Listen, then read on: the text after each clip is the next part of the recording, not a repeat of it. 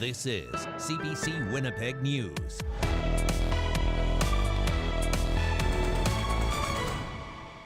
Good evening and thank you for joining us tonight. An injunction takes effect this hour, ordering the removal of a blockade at the main entrance to the City of Winnipeg's Brady Road landfill. Demonstrators have been blocking the entrance for about a week now in protest of the province's decision not to search another landfill for the remains of 2 First Nations women. The City of Winnipeg sought an injunction to regain access to the landfill on Tuesday. A judge granted that access today, giving police the authority to remove protesters from the roadway, but not from the site. We'll have more from the courtroom and reaction coming up. But first, the CBC's Bartley Kivas is live for us tonight near the northeast entrance to the Brady landfill. Bart, what is happening behind you there? Well, there are several dozen people gathered here at this northeast entrance. This is the only all-weather paved access to the site. At 5:35 p.m., the City of Winnipeg rolled up in a small utility vehicle. One driver, Water and Waste Director Tim Shanks, placed a small placard, cardboard copy of the injunction. A few minutes later, it was knocked over. It was back up. It seems to be, nope, just kicked over again just now as we're speaking. It is pretty calm here right now. There are people here. There is drumming, as you might be able to hear with the wind here. There are no police officers in sight. We contacted the Winnipeg Police Service today. Constable Danny McKinnon says they don't intend to share their operational plans with anyone. It's not clear if the police will show up here. They do have the authority right now to remove people from this site, but people are allowed to stay here at the site as long as they're not on the road and hand out information. But for now, it remains as it was before. A few more people arriving, even as the 6 o'clock hour drew up. Back to you, Riley. CBC's Bartley Kivas at the Brady Road landfill for us tonight, and we will bring you more coverage on that injunction and reaction from it coming up a little bit later in the show. Manitoba Liquor and Lotteries workers across the province will walk off the job next Wednesday. The MGEU says it has served strike notice to the province, calling the most recent offer to liquor store employees unacceptable. It says at 7 on Wednesday morning, all 1,400 MGEU members who work in liquor marts will begin a one-day province-wide walkout. That includes all public liquor marts and the liquor distribution centre. After that, members will refuse overtime. The MGEU says the final offer from the province was 4 years with a 2% wage increase each year. President Kyle Ross says that offer doesn't keep up with the cost of living. He says the job action is an attempt to get talks moving with liquor and lotteries and the province. We don't want to hurt Manitobans. They're really on the outside of this, and our goal is not to ruin their summer. Our goal is to apply pressure on the employer and the government because they're the ones who control what's going on here. And our members have fallen far behind from the wage legislation that was passed in the past, and we're just looking to catch up and do what's fair. Ross says they are losing workers to better paying jobs at Sobeys and Walmart stores, and the latest offer isn't sufficient. He says more job action will be considered if a deal cannot be reached. Manitoba Liquor and Lottery says customers can visit any of the hundreds of hotel beer and liquor vendors across the province, as well as specialty wine stores in Winnipeg. Manifest this year has been cancelled. It is one of downtown Winnipeg's biggest street festivals. It normally includes food trucks, artisan markets, and music along Broadway, but its website says Smith Events and True North Sports and Entertainment have consulted with the downtown Winnipeg Biz and determined that a number of operational factors make it impossible to run a successful event this year. It does not say what those operational factors are, and it's not clear if there are plans to hold Manifest again next year. Well, the rising cost of food can be a huge barrier for some households, and eating fresh, healthy vegetables can be out of reach for some. A local organization, though, is hoping to tackle hunger with the Veggie van. CBC's Jim Agapito checked it out. If you're strolling around the neighborhood of Point Douglas, you might notice something colorful parked on the street. And it's something that's filling called the Veggie van, and it's helping the community. Okay, thanks. For the city. So on the back, you can cook it like you would like broccoli or that kind of thing. It kind of tastes like a thick, sweet broccoli stuff. Absolutely, you can. Okay. Absolutely, you can. So I'll take one. I'll take this one. Yeah. I am the food security coordinator for Fireweed Food Co-op. So I'm here today at North Point Douglas Women's Center running a program that we have called the Veggie Van. So the Veggie van operates out of Fireweed. Fireweed is a co-op that is composed out of small producers as well as some folks in the city. We have a variety of different programs that we operate, including the food security. We run the South Osborne Farmers Market. The food security work that I'm here doing, we buy products from our small producers at prices that can sustain their farms, that they can, feed their families with. We get it subsidized by a variety of folks, big businesses, individuals are welcome to donate. And now I need some beets. Great. And then we bring it to a variety of different community centers throughout the city, largely in areas that are experiencing pretty high food insecurity per household, which frankly is a lot of the city right now. The price of food is outrageous, and you can pay for the products here, or if you don't have any money, they will be more than happy to volunteer giving it to you for free. We got everything there. Very much. Is this something that you'll come back to, you think? Oh yes, my wife was very excited. We don't live very far from here, so it's easy for us to get to. We operate on a pay-what-you-can model. We're not coming to make big bucks off this food. That's why we do get it subsidized by sponsorship. So we can distribute it for up to 70 to 100% subsidized. Pay what you can, but yeah, I'm not turning anyone away if they don't have anything. If someone's like, oh, this is my last 30 cents, you know what, I'm gonna give them that food instead of taking that last 30 cents from them. Absolutely. Our Jim Agapito there. Returning to our top story now on the Injunction, the city of Winnipeg sought to clear a blockade at the Brady Road landfill. Some supporters today stormed out of the courtroom before the judge could finish reading his decision. The Injunction has angered people who want a landfill searched, and as Josh Crabb reports, they are showing no signs of stopping the protest. Let's fill up the remand center. Make them fill up the damn remand center. A crowd of supporters of a landfill search was defiant after a judge granted an injunction to end the blockade of the Brady Road landfill. Winnipeg police now have full authority to arrest and remove people. Andrea Spence of Saugeen First Nation called on people to join the protest. If you stand with us and you are an ally and you are with us Indigenous people, you will come and support us there and you will come and stand with us and potentially get arrested. Justice Sheldon Lanchberry ruled the city must be able to operate the landfill amid calls to search for human remains. But the judge told court protesters must be allowed to remain at the site as long as they're not blocking the road for what he called a valid protest. Val T. Vince says that's not acceptable to her, and the threat of arrest won't stop her from protesting. We want our sisters dug up from the most inappropriate burial site you could think of, and they're going to charge us right away. The main road into Brady has been closed, but protesters say the site is still accessible through a back road. I plan to be here and push that line until I'm told otherwise. So I have no plan on going anywhere today. Protesters have been there demanding a search of a different landfill for the remains of two homicide victims, Mercedes Myron and Morgan Harris. The government decided against a search last week, setting off this latest blockade. I think it's important that we recognize that women are not trash, and there's a very simple path forward here for the city of Winnipeg. The choices that they're making right now to remove a peaceful protest from the Brady landfill is a disrespect to the Indigenous communities of this city. After the judge's decision, supporters marched to Government House with a banner calling on the province to search the landfill. Outside court, the lawyer for the protesters, Sasha Paul, says the fight isn't over yet. The matter is set to return to court at a later date. They're continuing to raise the issue of searching landfills for murdered and missing Indigenous women and girls.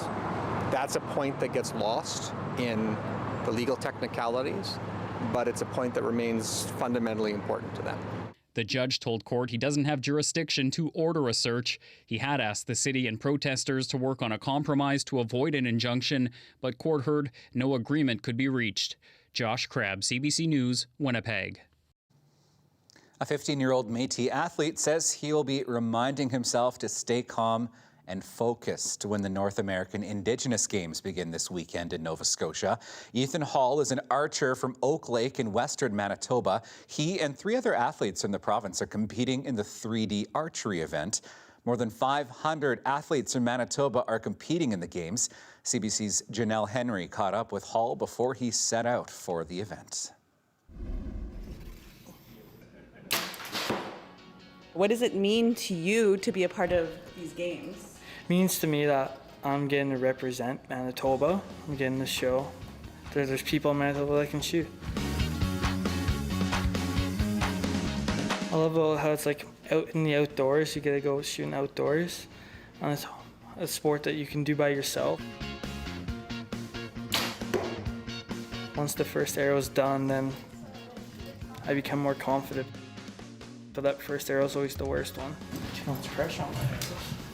So far what I've seen is he's a great shooter. From what I heard from his parents too, he's been shooting a lot. He's been in a lot of competitions and he's been winning a lot. So I'm really excited to see him shoot at the games and to see how well he can do for Team Manitoba. I hope to grow and get better at the sport. Shoot them bigger shoots like in the States.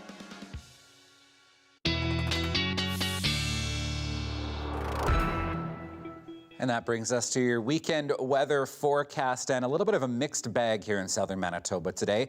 Back in the sunshine right now, but we did see a few showers roll through a little earlier in the afternoon. We do have a rainfall warning in place for Churchill. We could see up to 50 millimeters by the time all of this rain is said and done by Saturday. And you can see why. We have quite a large area of low pressure circulating over Hudson Bay, and that is what's responsible for all the rain that northern Manitoba has seen this week. And you can see that we are seeing a little bit of instability in southern Manitoba as well as we head into the early evening hours here. A few showers passing through Winnipeg earlier this afternoon.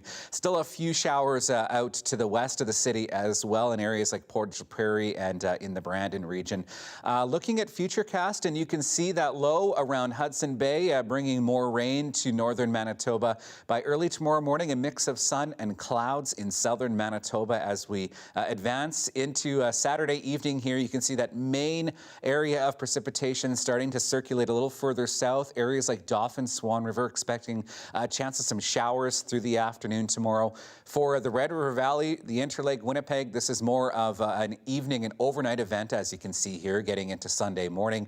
Northwesterly winds will remain strong as well as we get into the day on Sunday, and you can see we start Sunday here with cloud and sun, and still a fairly good chance of showers as we head through the day on Sunday.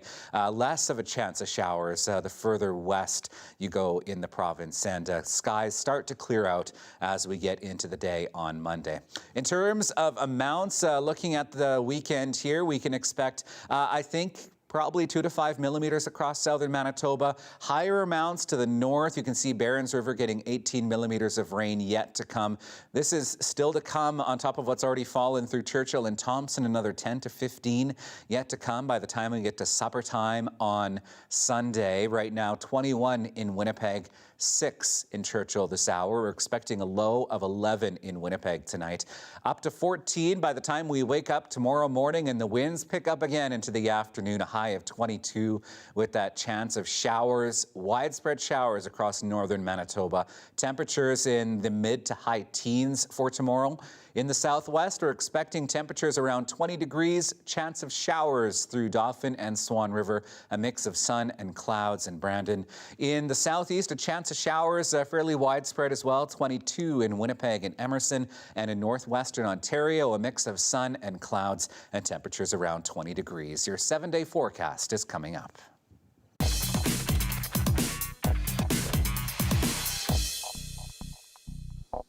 Well, Hollywood performers are out on the picket lines today. The union that represents 160,000 actors in the U.S. walked off the job to back demands that include better compensation.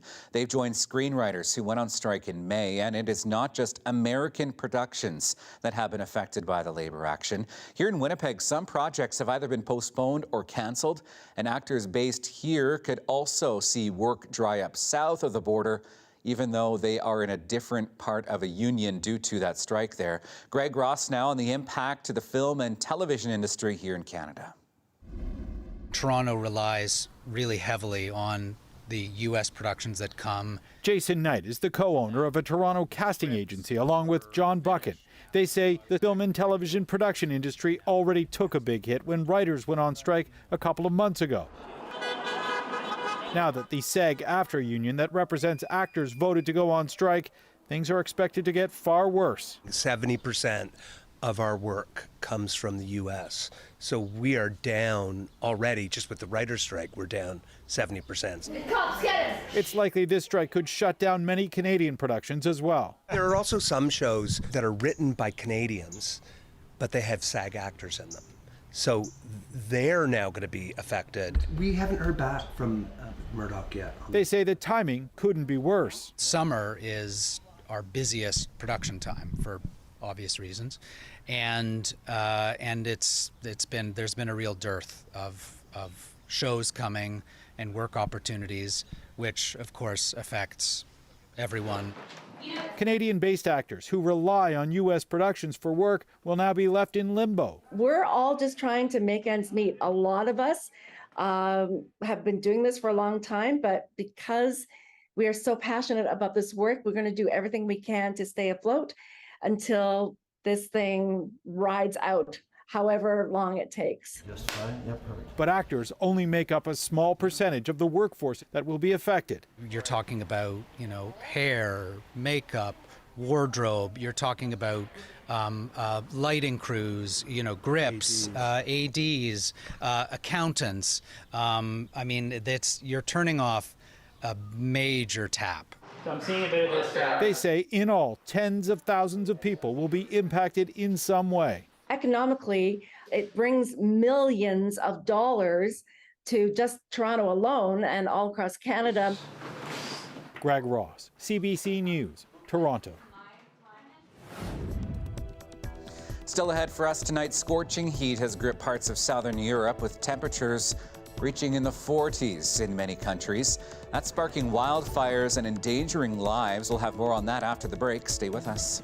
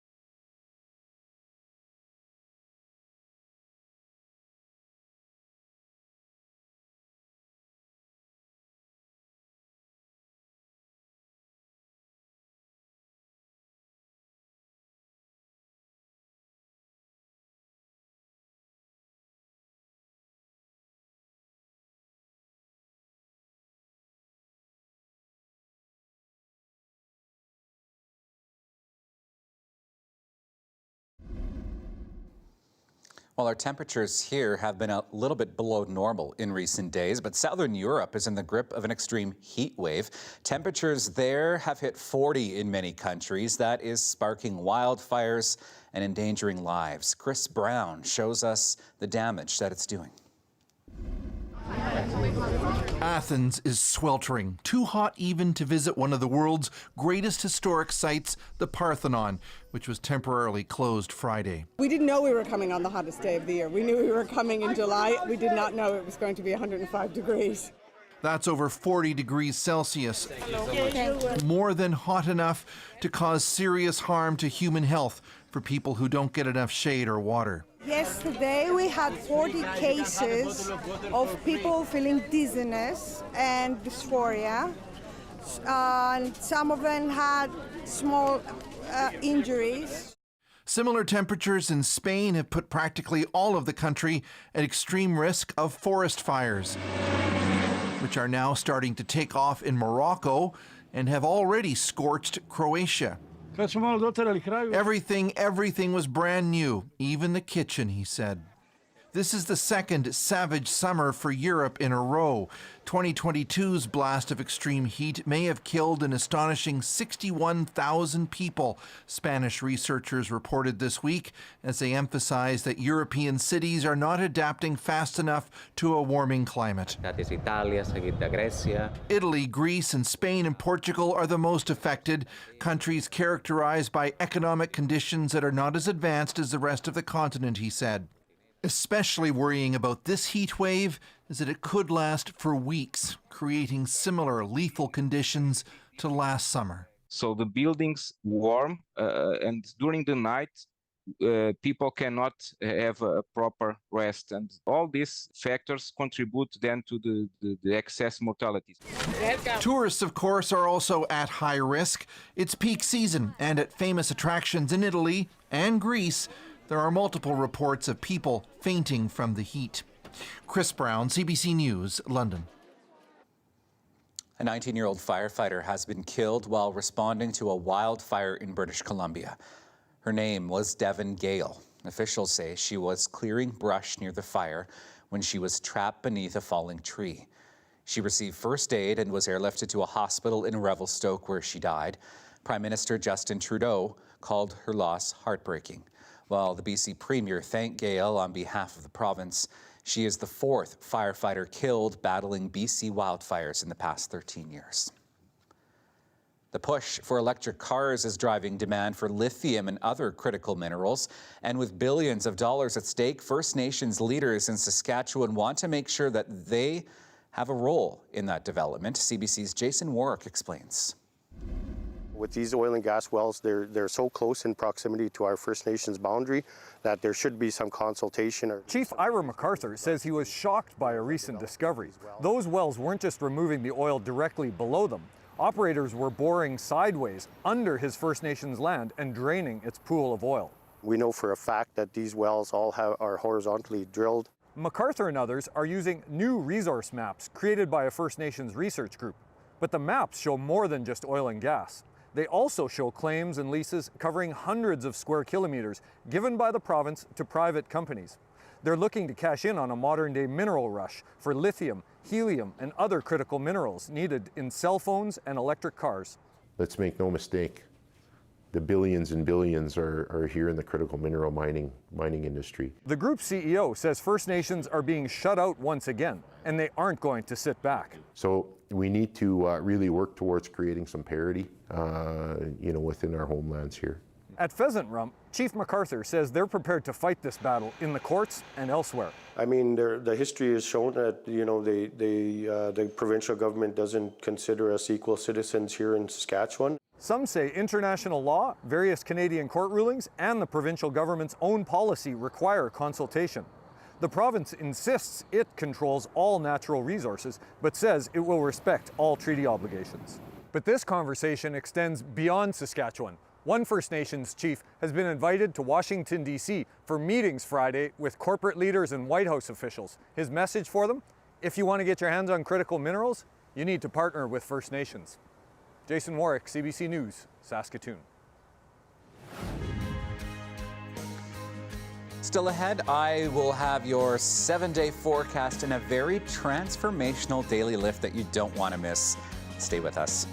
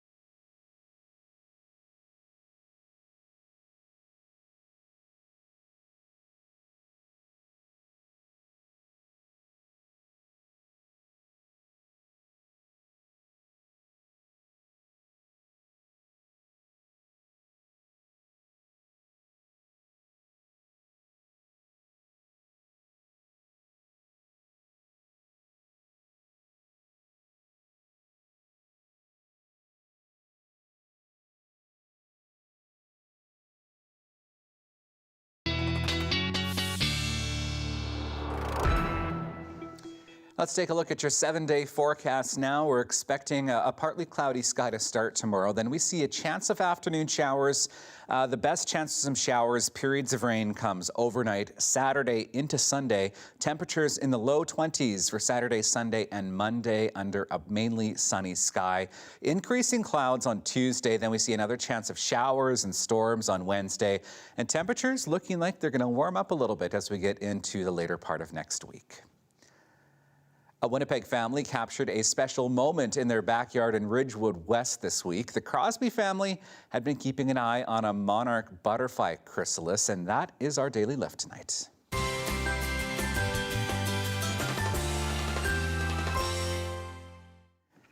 Alan and Robin Crosby and their 2 kids, Cody and Abby, planted milkweed in their garden this spring in the hopes of attracting some monarchs to the yard. By June, they had noticed some tiny caterpillars munching away at the leaves, and when they were big enough, they made their way to a spot under the fence post and began their metamorphosis.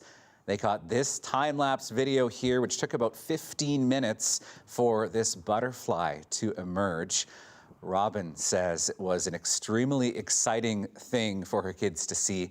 The family now plans to buy even more milkweed next year in hopes that this will be a new annual tradition for them. That is very cool. That is all the time we have for you this evening. Thanks for joining us. Janet and John are back on Monday. Have a great weekend.